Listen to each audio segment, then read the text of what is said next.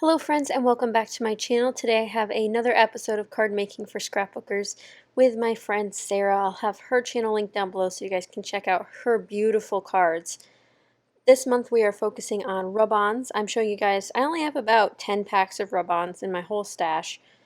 I decided to do a very simple card to really let the rub-ons shine. And I don't know if you noticed, but I have some really old rub-ons. I have, I think, 3 sets of basic gray, maybe 2 sets of Cosmo Cricket, which is super old, and then I have some various ones from some old Pink Paisley, some like dollar stores, some Joann's brands. Nothing too crazy, nothing new, but I have been neglecting my rub-ons, so I'm glad I'm starting to use some of them. So I pulled out these basic gray ones. I tried to see if there was a collection they went with, and it didn't say anything on here. But they're these beautiful pink ones, and these were actually from Big Lots. If you guys remember back in the day, Big Lots used to have scrapbooking stuff. I do check there every once in a while when I am there to see if they have anything, but lately it's just been stationery stuff, nothing that's really scrapbooking related like they used to have. But I have these beautiful pink rub-ons that are like filigrees and those pretty like patterns. So I had decided to use my little cutter here to trim some of those out. And I do have this flipped over so the rub-on side is facing up. That way it doesn't rub off on my desk while I trim them out. And I'm trimming these corner pieces out that I think are so cute. Again, I'm going for a simple, like, elegant card. And these are so pretty. And if you guys saw, I did use craft cardstock. That is 110-pound craft cardstock. It's just the stuff from Michael's, nothing too crazy.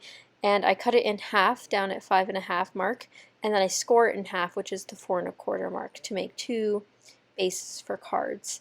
I really like using 110-pound weight paper. I think it makes the cards a little bit more hefty and make sure they stand on their own. But I'm going to start by putting these little guys in the corners. So what I really liked about these rub-ons is they still work. After all of these years, basic gray rub-ons still work. One thing that you can do if you're having trouble with your rub-ons is to warm them up first. I usually breathe on them with some warm air. Either side, it doesn't have to be directly on the rub-on side.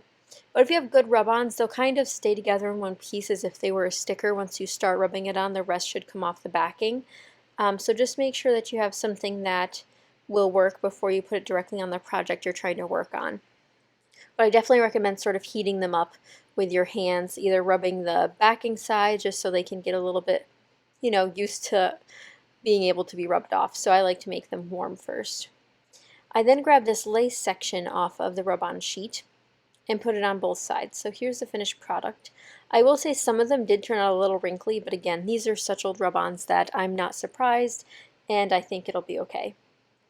Next, I pull out these beautiful phrases from Alta New, and these are, I think, the painted words set. I'll have it linked down below in case you guys are interested. There's so many great sets in here. The ones I'll be using today are You Are a Blessing, and you can see that one fitting right there. On top of the little lace spot I put there, that's kind of my intention for these cards, was to put a sentiment on top. There's things like Don't Lose Faith, You're in My Thoughts, You're in My Prayers, You're Awesome, all sorts of things. And then I also pick out You've Got This, so that's the other one I go for. And since there was, these are brand new stamps, I do rub them on my arm. This will help make sure that ink can actually transfer to the stamp, because if it doesn't have any texture, it's going to be hard for the ink to start grasping onto your stamp. So this is a great way to get them primed and ready for their first stamping.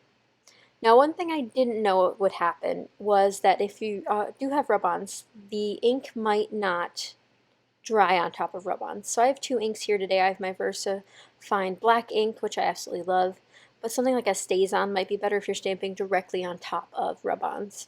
So you won't be able to tell until the close-up, I think later, that where they overlap on top of the rub-on, so the U and the G tails overlap, it stays wet. And I will say it's still wet today, the next day when I did check on them. So that's a little bit concerning. Again, a StazOn ink might have worked better, something that's, used to working on surfaces that are like these ones, so slick surfaces. Something that happened with this one is it did peel up a little bit of the rub-on. I don't know if it just wasn't attached to the paper well or what, but it did peel up a little bit of it. Nothing too noticeable though, so that's good. And I'm using some Stampin' Up! White ink. Now this was given to me in a paper pumpkin kit when I used to do those, like, I don't know, 5 years ago. So I have this little mini ink block. And I really want a better white ink, so if you guys have any recommendations for your favorite white ink, I think I've heard the Hero Arts Unicorn, I think it's Unicorn, is a really good one. So I think I might be investing in a new ink sometime soon. Because this one made it splotchy, it was like dusty, if that makes any sense, and I just didn't like the look of it.